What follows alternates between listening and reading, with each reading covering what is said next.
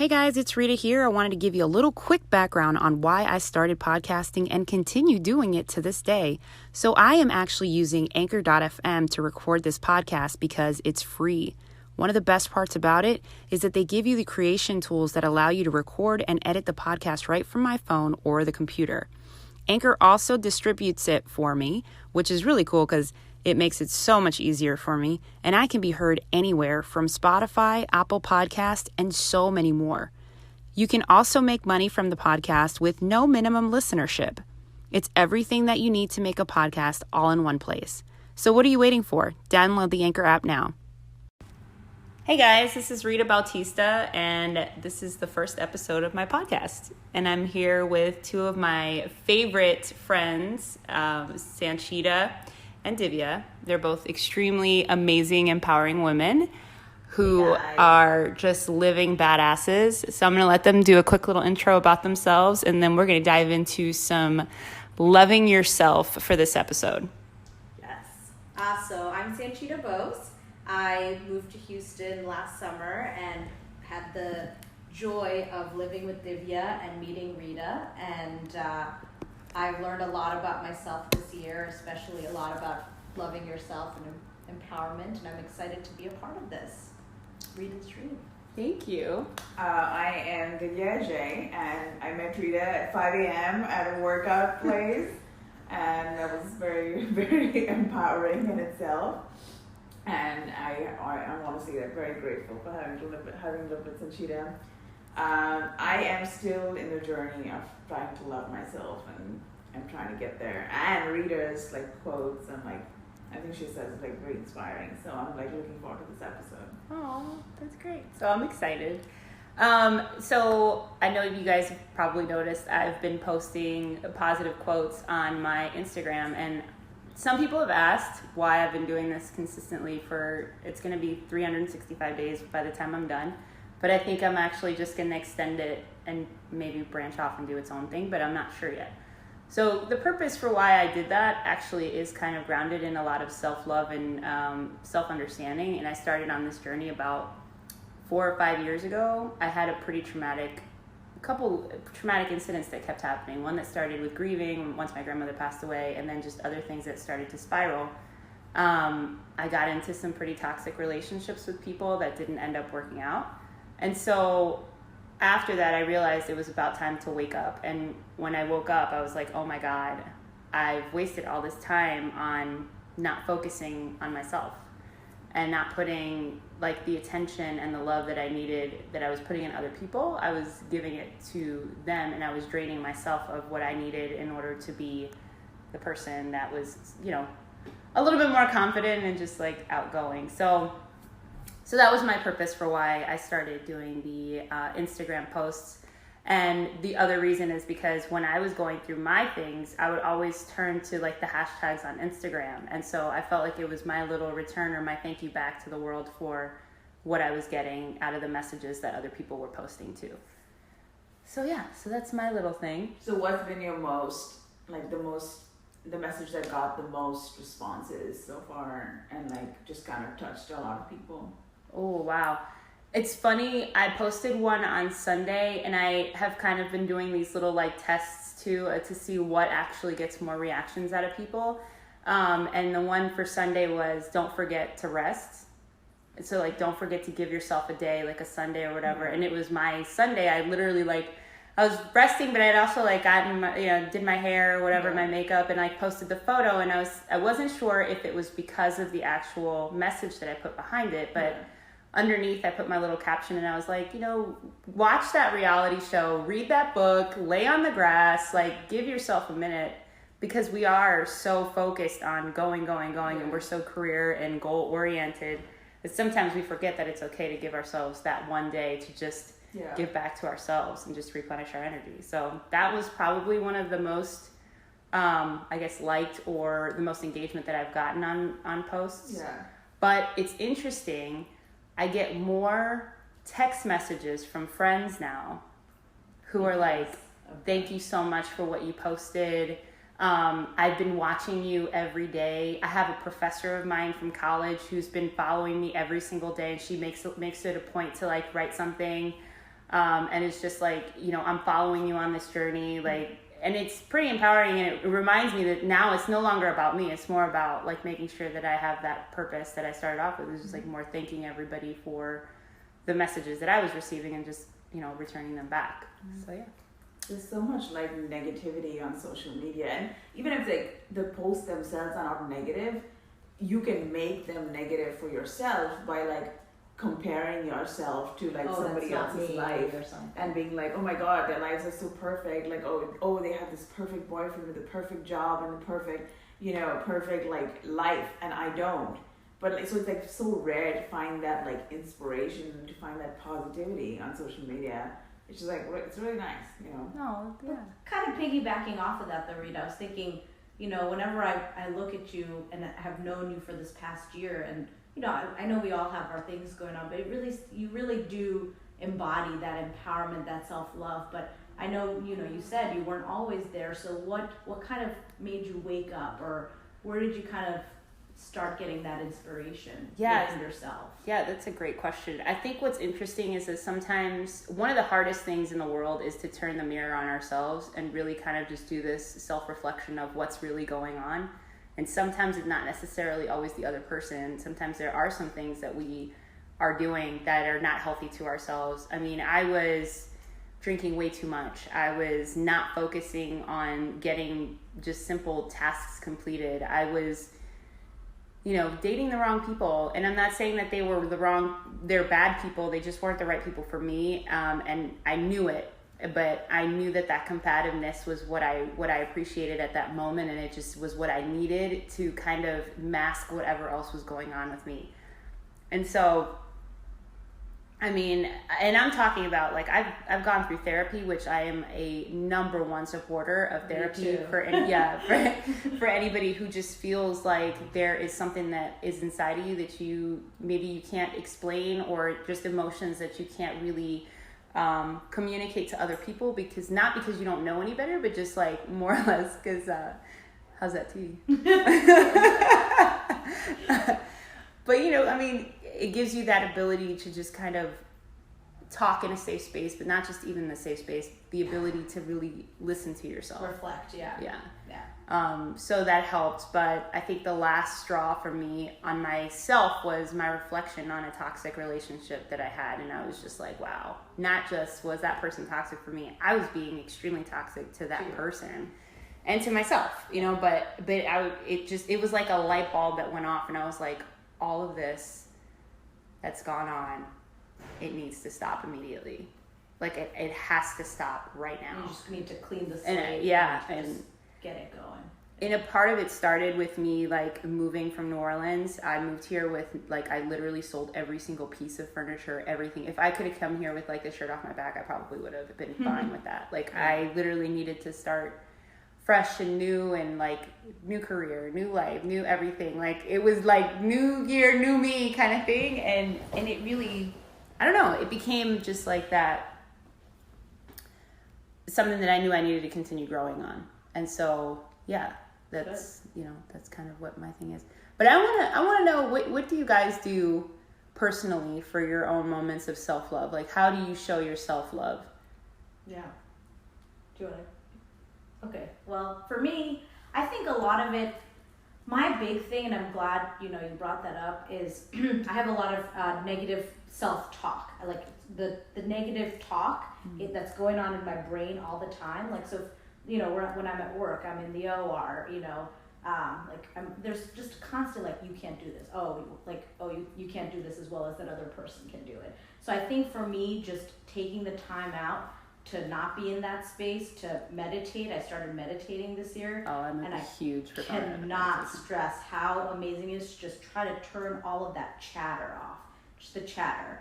And then, you know, for me, a huge part of it is being active and going for a walk around the block. We're going for a walk with Rita, or we're just like going to our classes. You know, I just need to turn that chatter that's going on in my brain off. And then a lot of it is reformatting. Meditation, I feel like, lets you refocus your energy. And I started doing this a lot, you know, last year, my last year of residency in the operating room. I was like, when I was scrubbing, I'd be like, you got this.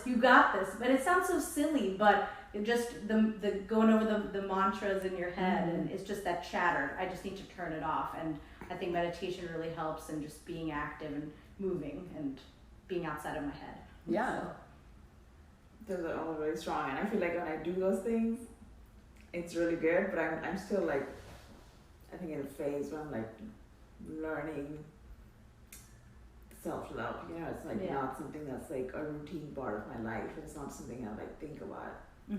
But I don't know, like why do we get into like toxic relationships, and like how do we identify them, and how do we like get out? Well, I want to, so I don't want to change the subject, but I want to say, coming from your side of it, Divya, like, and I think you mean toxic relationships with other people, but when I came into this roommate situation with Divya, I would, every day I'd come back and be like, wow, I just can't do this case. I can't do this. I can't do that. And Divya has always been like, no, Sanchita, you're so good. I was in the OR with you. You can do this. And so some of us, we can have why do we get into a toxic relationship with ourselves? Right. Which is me, you know? Absolutely. And Divya, I think you, and not to say, like, I'm not trying to frame your experience or anything, but I think that's something that you do very well, you know? Maybe if you have toxic relationships with other people, but with yourself, I think you're like, you can do the stuff that you do at work. I'm always using work as an example because it's a big part of our lives. I mean, 15 years, we just talked about that. But Divya's like, she's such a boss, you know? You're such a boss, and you make me feel better, because one of my toxic relationships is with myself, you know, with all that chatter. But yes, why do we get into those relationships?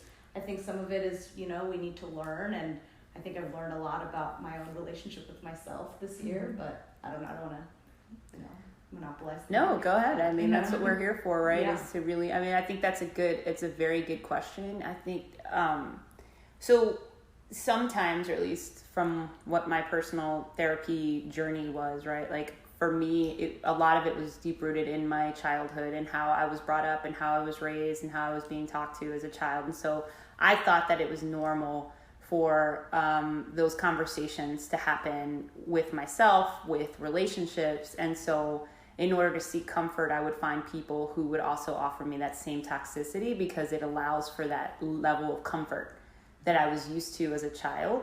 And what I realized is that it's the complete opposite for what I need personally in my life. Like the last thing I need is a person that's going to make me feel like I'm nuts.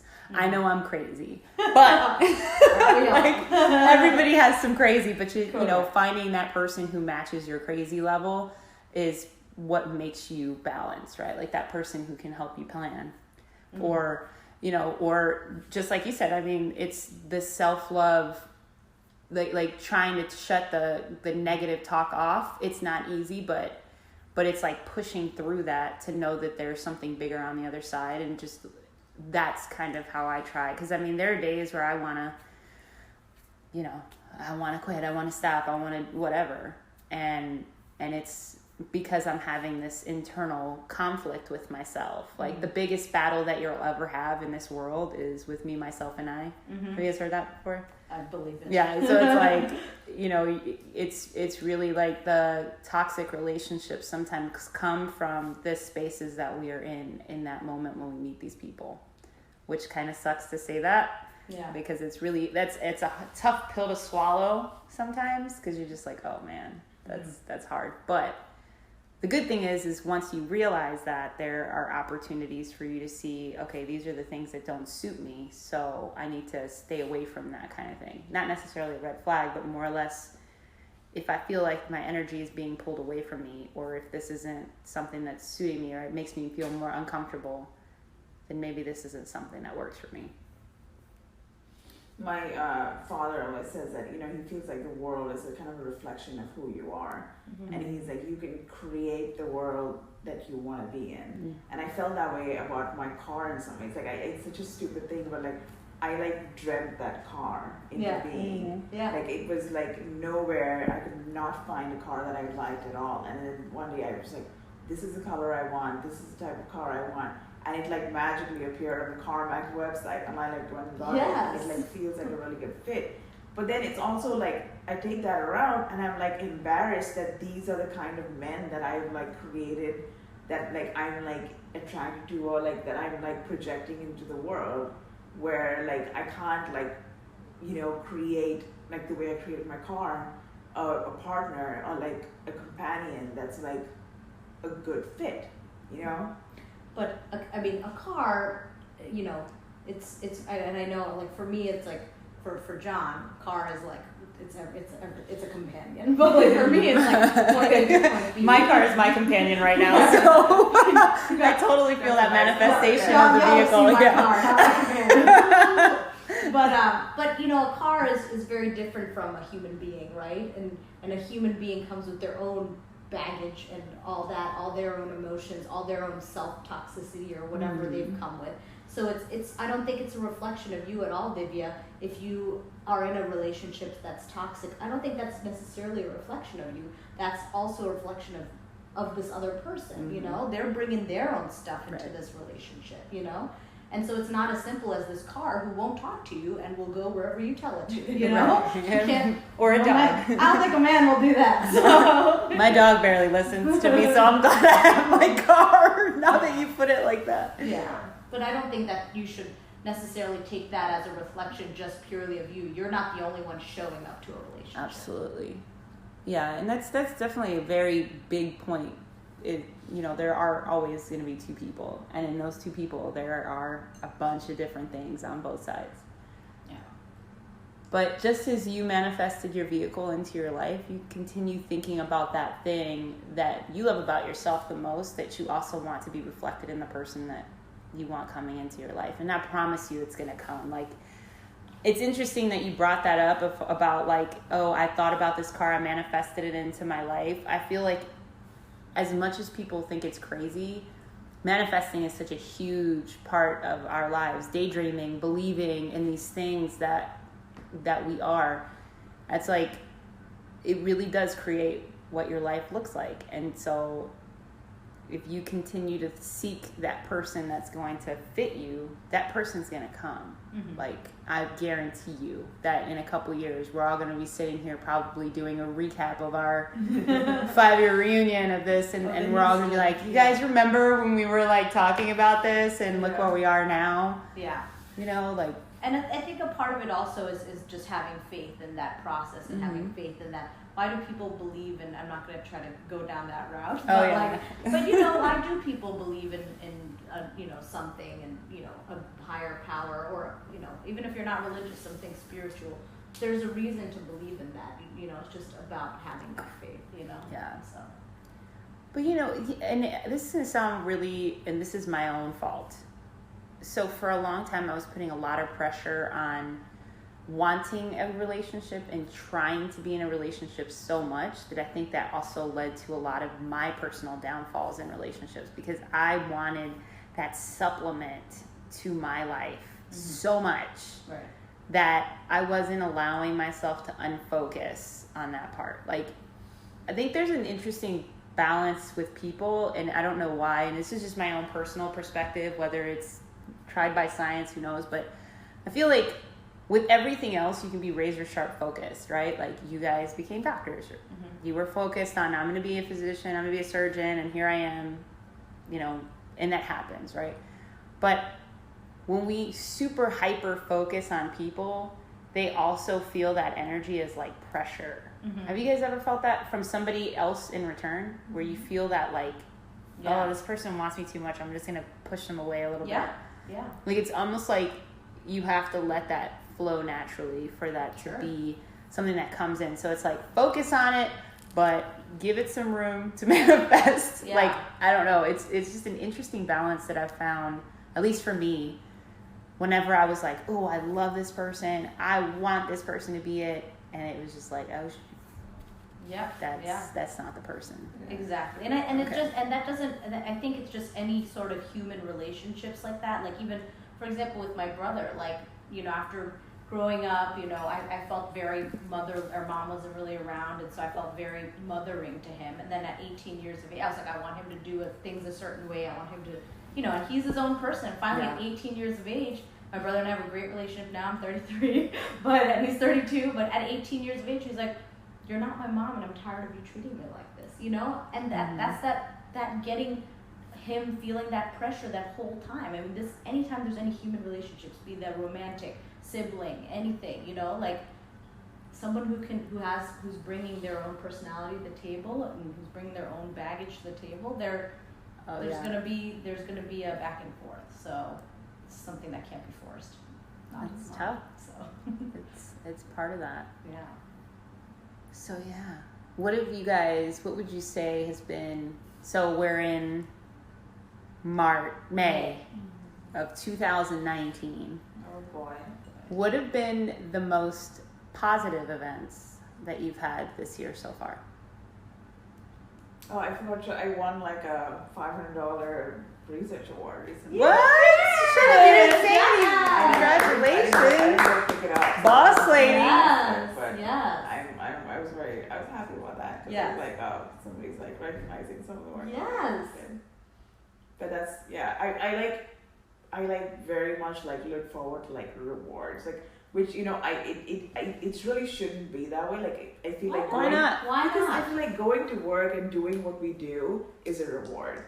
You know, Sure. like being able to take care of like the people we take care of, like just having the opportunity to like do this itself should be like amazing and a reward. As someone also in this field, though, it can be an extremely sometimes very thankless task. You know, you've been through residency, right? Yeah. So when you get to me, I like look up to Divya as like the ultimate like academic person. So that fact that you like the fact that you like got something, like you've been my like mentor this whole year on this. You know, you have. The fact that you got that award, you deserve that, Divya. Like that's amazing. You know. No, it felt really good, but then I was like, is this what I'm doing all this for? It's like these silly, like, you know, like, oh, here's a piece of paper and $500. You know what I mean? Like, it has to be like a bigger, something. you know, picture. Like whose life have I changed by, like, you know what I mean? Like, All those people you countless operate people, on yeah. every day. like, Like, that award did not like reflect all those people that we helped. You know what I mean? Sure. Fair. If you really think about it like that, yeah. But I mean, I think that's a very, very amazing trait about you, honestly, for you to sit here and say, I won this award and it was great that I got rewarded, but at the same time, like, what's the bigger thing of this? Like, what is there behind that? Like, that's actually really big on self-love. It's like, you love yourself at the same time, but you're pretty selfless in the sense where you can give back and also say, okay, I got this reward and yay, I'm excited, but what is that? how did this help other people? Yeah. Yeah, I mean, no, even the research that we do, like, that I got a warning for, I was like, I don't think it's gonna make jack of a difference, you know. Anyway, that's pretty negative. That's not self-love. Delete that from your podcast. But like, Okay. I think that's how it works. I mean, yeah, well, you know, I think people like the candid moments anyway, so. Yeah. No, but, you know, it's a great thing that you got that award, and you will be changing lives, even though you don't believe that you are. hope so. You're a Virgo, you have to change lives. It's part of our horoscope. Somebody told me the other day that Virgos always come in second. Apparently, that's a thing. Ew. And honestly, it was just like, don't worry about being first, because Virgos always come in second, but you'll be happy in second. I was like, okay, thank you. Yeah, I don't know about all that. That's our second to me. Yeah. One thing I've noticed that I've like started doing this year, which I really like, is like I'm not trying to be first. I'm not trying to be like the best. If there was like, it's like even from the beginning of the year up to now, there were like, there's like, you know, 5 other fellows besides me, and if one of them is like significantly better than me, I always like, oh, how come he's better than me? Like maybe I can do something to be like better. But now I'm like, you know what? We're all on our own journeys. We're all on our own paths, and I'm really good at like my path, and he's not on my path. So he can be really good at what he does, and yes, I should like learn something from him. And I say him because all 5 of them are guys. But and I can like I can take some stuff from him and get better. But I like love where I am on my path, and it is a very different path than his path. Yeah. So maybe I should stop comparing myself, you know. Which in residency, like that's not the way I was at all. Right. I was like so aggressive, or like wanting to be like the best, and like you know, like I think and that's a also part of pushing. self-love too, is not comparing yourself to other people. Oh, Like, that's 100%. one of the, Rita and I were just talking about this when I came into this, a lot of it, I mean, starting with the job too, I came into fellowship, I always compared myself to these residents. Yeah. I told you, I was like, wow, I'm so crappy, you know? And that was something that was so like hard for me, you know, just comparing, but we're all on our own path. I'm like, really, these, you know, yes, I'm a fellow, I went through a residency, I speak 3 fucking languages, you know? So, Yeah. you know? Yeah. But, you know, everybody has their own strengths, and your path is not the same as that other dude's path. Absolutely. And his path is not the same as yours or whatever, you know? So exactly, I think that's a big thing, is not comparing yourself. Absolutely. And I think this year, I think we've done I think one of my big things, I've found like a really good, positive group of people that we've surrounded ourselves with. Yeah. Namely you two, actually. You know, but, and it's true, because I think just also coming from the residency standpoint, you know, it's just, I mean, when I think back, like, we were all just in a rat race, and we're still all, you know, I mean, I interviewed like 100 jobs this year probably, but it, you know, like, but it you know, I was like, stop interviewing since you know, but I feel like I've met so many good people this year, and really taken the time this year and I think also my job gave me the time to reflect, to not be so negative on myself, and I think that was one of, you know, those are the positive things that I, you know, experienced this year. It was a great, and I think back to, like, I'll be like, my year in Houston was just a really great time in my life, you know? Aww. So, yeah. I've also always, like, sometimes felt guilty about self-love, being like, if I, like, love where I am now, then I'm not, like, motivated to push myself and become better. And I, like, always, how do you guys, like, deal with that? Like, That's a really good point. I actually agree with you on some aspects of that. Like, it is very difficult when you get to that point in your life where you've figured out that this is my path that I'm leading, so I don't have to compare myself to anybody else. It's a huge moment of growth, right? Because you're like, well, I don't really have to listen to anybody else anymore. I don't have to, like... And I don't have to push myself to be better. Right, exactly. But in the sense, staying stagnant is also not showing yourself self-love either, right? Because if you know that your actual way that you love yourself is by competing with yourself, at least for me, that's how I am. If I know that I am stagnant and I'm not doing something to move me forward or propel myself or to learn or anything like that, I personally am at that point ignoring a part of myself that I love the most, which is my competitive spirit and the ability to continue growing. Yeah. So depending on the person that you are, if staying in the present is what makes you happy, there's nothing wrong with that, right? That is fulfilling your journey of self-love. But if your personal journey of self-love is to make sure that you're consistently learning and pushing and learning more about yourself and the path that you're on, then you would be doing yourself a disservice by not continuing. Yeah. And I agree with that. And also, Divya, we said earlier, you're very, like myself, and you, like, we were talking about this legit a few hours ago, is we're very future thinking, future directed people, right? So your life in 2 months is going to be so different. All of our lives, you're looking at different jobs. You're moving to a new place. Do you think you're really going to... Might have to cut that part. Just kidding. Go ahead.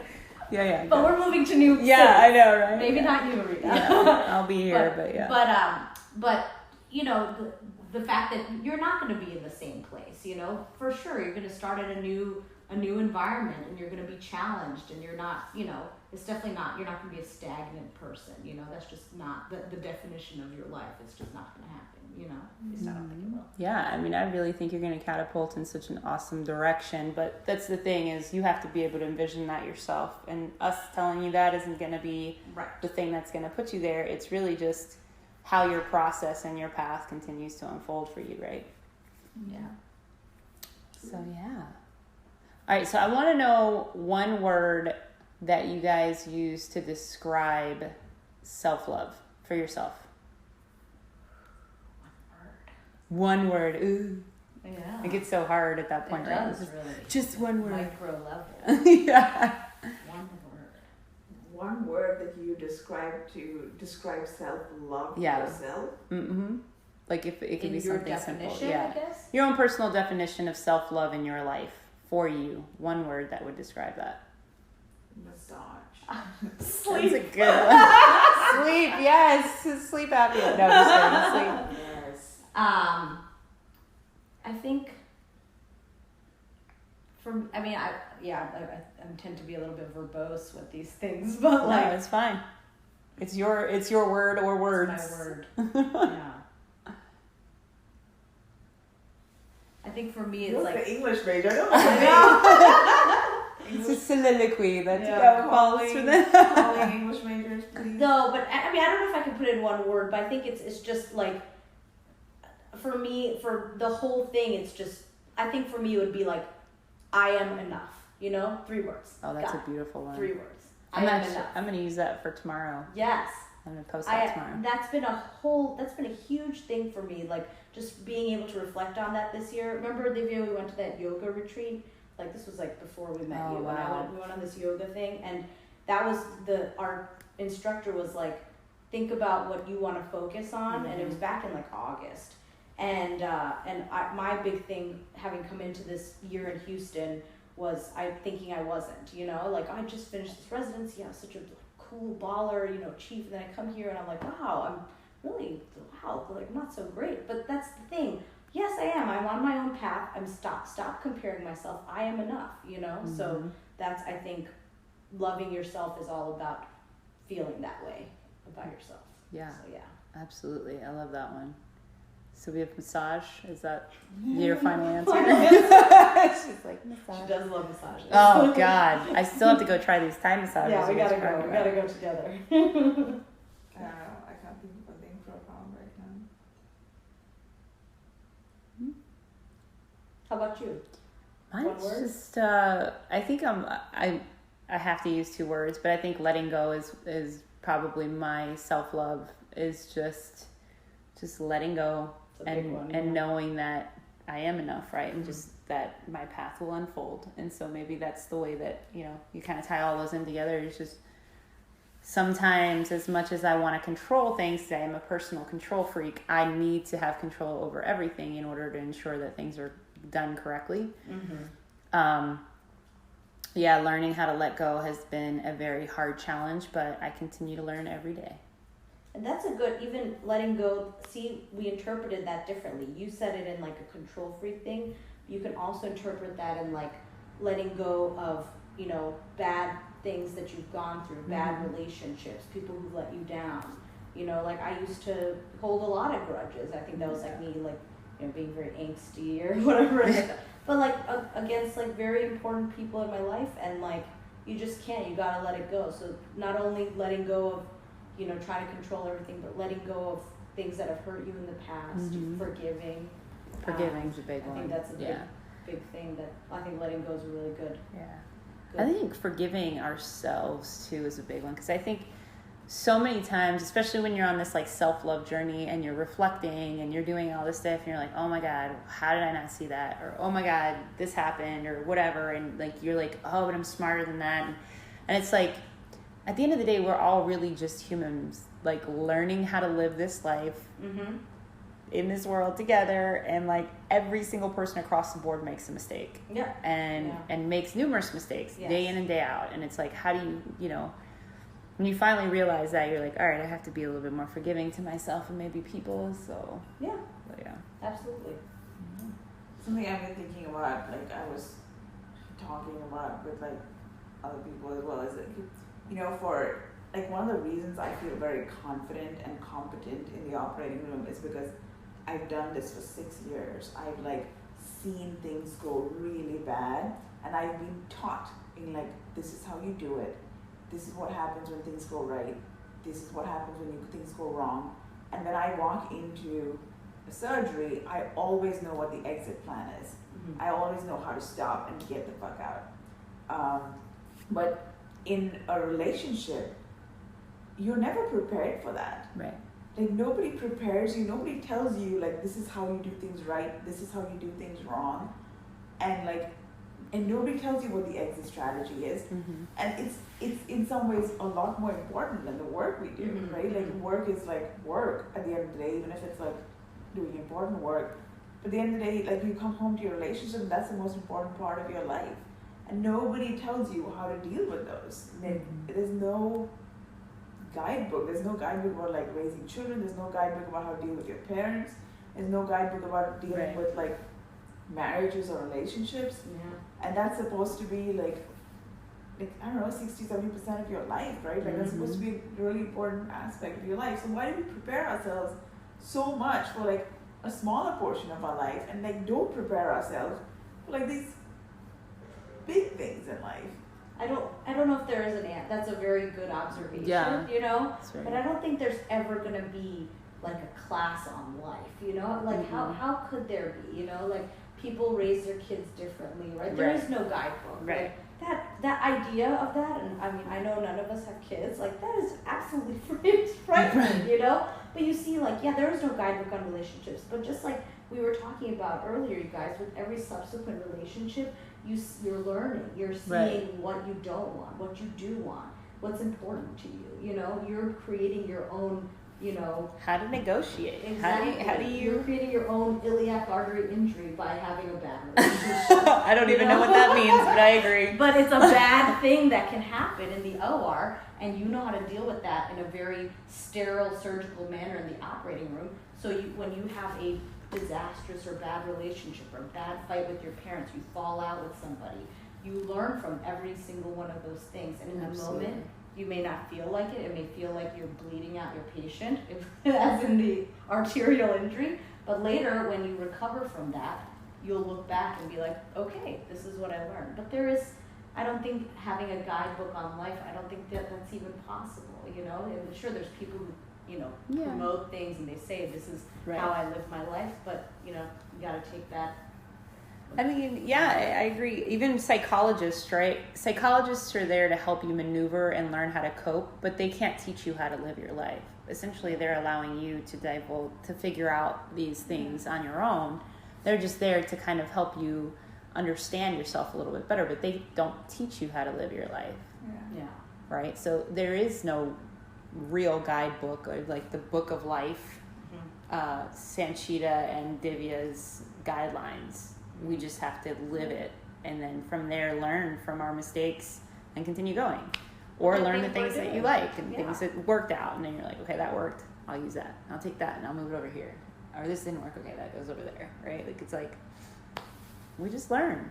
And I think your example of the work example, it's so many things, you know, those 6 years, so much happened, and it's all, you know, of course you get emotional about your patients. I've cried when I lost a patient, you know, but it's just not the same as when something goes horribly wrong in your personal life. It's just not that same level of, you have to have that separation at work, what you do, you know? Well, that's what I'm saying, is that work is a smaller part of our life, and we are so emotionally, physically, like, and like intellectually trained on how to deal with it. Yeah. But our personal life, which is obviously a much larger part of our life, is nothing. Nobody's like, you need to come up with a financial plan together.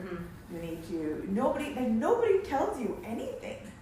You just kind of like go out there, get on these fucking dating apps and like meet these like people. Yeah. It's so ridiculous. Yeah. Like, why aren't we like? Well, and you think about like I think that's the thing with jobs anyway. Yeah. Like I went on my 100 job interviews this year, and that's what these podcasts. Trial and error. It's all about trial and error. You know, but one of the places I ended up not taking, but the medical officer was like, "What would you change about your career?" And my biggest thing was, I wish I were less neglectful of my partner. And she was like, she was like, and that lady, she was like grilling me hard, and she was like, that was when she really softened up, and she was like, I think that's what a lot of physicians like.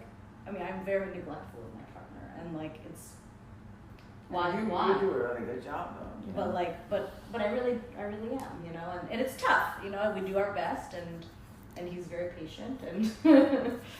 I mean, I think you guys are hitting some really good points on relationships. I mean, I think people try to idolize these perfect relationships, like the celebrity relationships, and a good percentage of them end up in failure, right? Like everybody wanted Brad and Angelina? Not Angelina. Jennifer. Yeah, see, that's how, right? We all were like, they're the perfect relationship. And even they got it wrong, right? And whether or not it was for infidelity purposes, which never it works out. But it's like, you know, you can be at the top of your game and extremely successful and still not know how to navigate personal relationships. And that's no one's fault. Like, that's just who we are. It's our human nature. Like, no, it definitely feels like a failure, though. Yeah, it does. Yeah. It feels like a very personal failure. Like, it really does. But it doesn't have to be. It can be a learning lesson. I know, but like, how are you gonna keep learning at 34? Like, I'm done learning.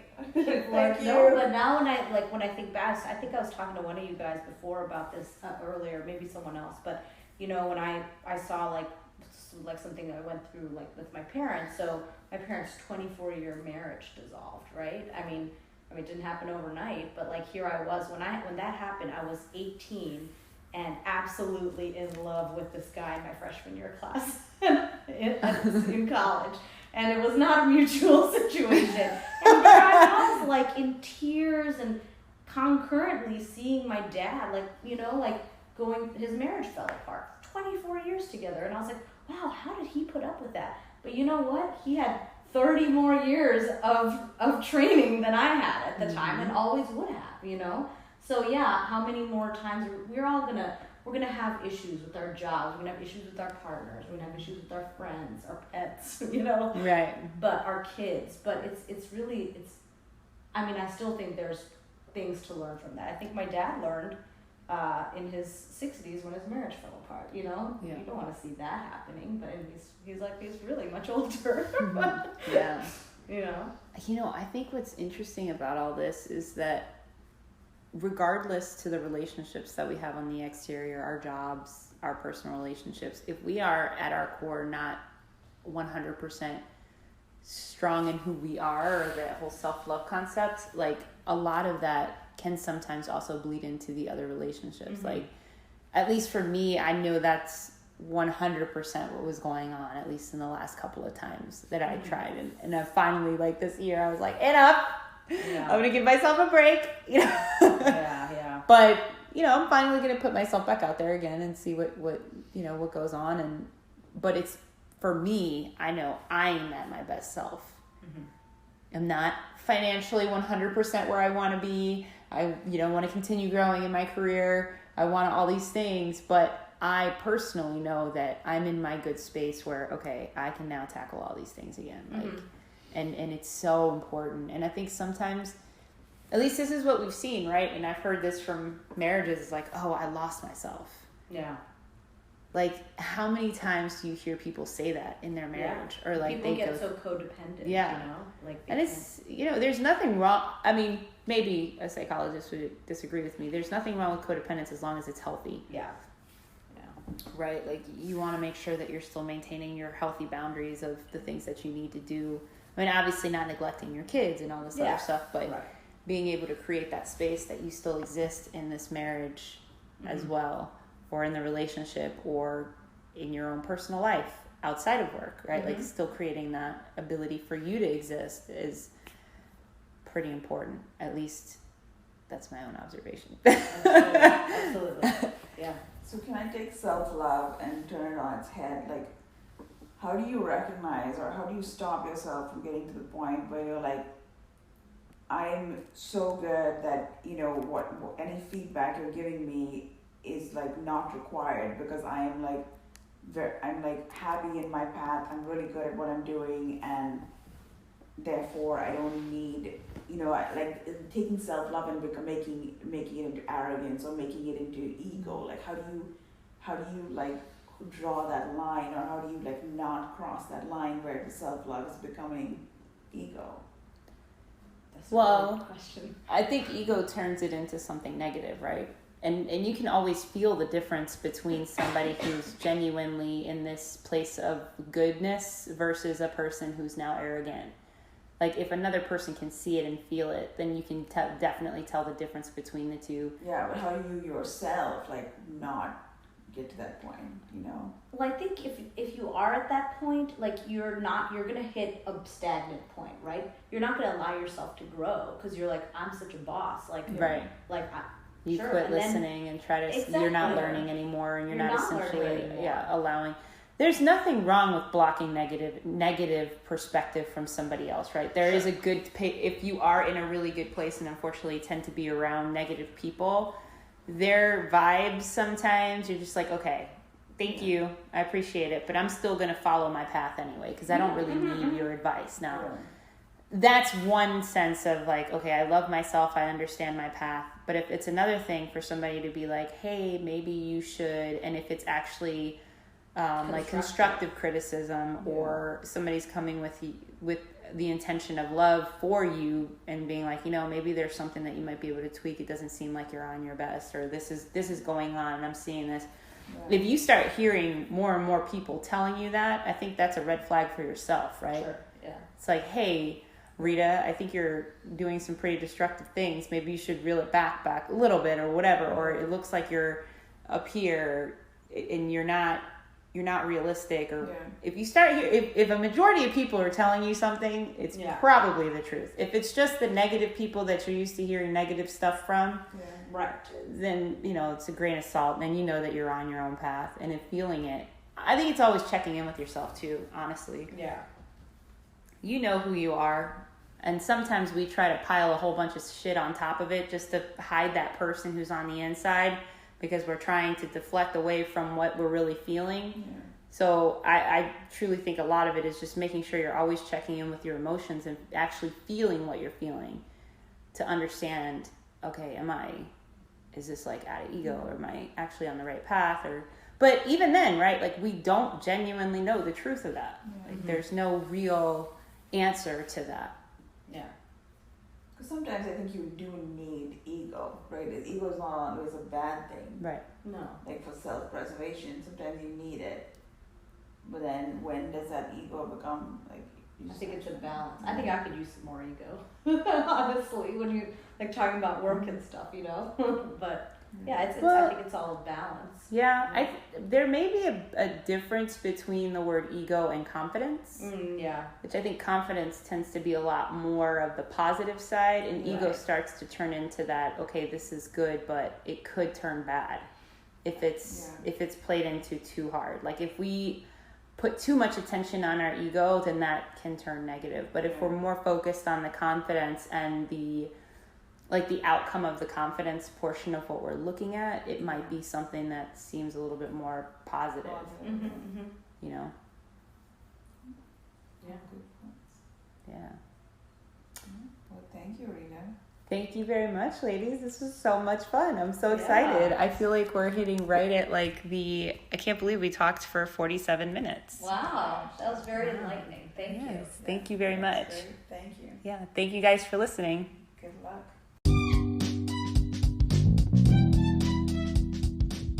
Thanks again for joining me for another episode of Empowerment and All That. For daily inspirational messages, follow me on Instagram at Rita, RITA_Bautista, BAUTISTA 1111, or you can follow Empowerment and All That on Instagram and on Facebook. And remember, keep it positive or don't keep it at all.